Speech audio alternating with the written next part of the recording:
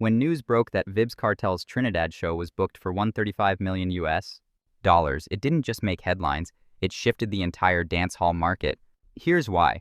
Once a number like that is public, it resets expectations across the board.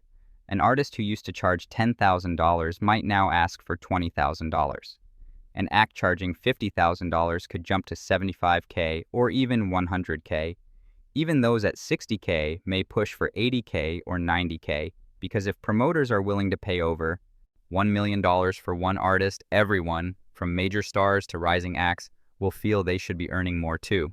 This will ripple through the entire system: festival budgets, club shows, small venues, even sponsorships. Some promoters will adjust, others may struggle or stop booking entirely. That's why this isn't about one artist, it's about how one deal can shift the whole industry. Or price out smaller promoters. Comment below, and don't forget to like, subscribe, and hit the bell for more music.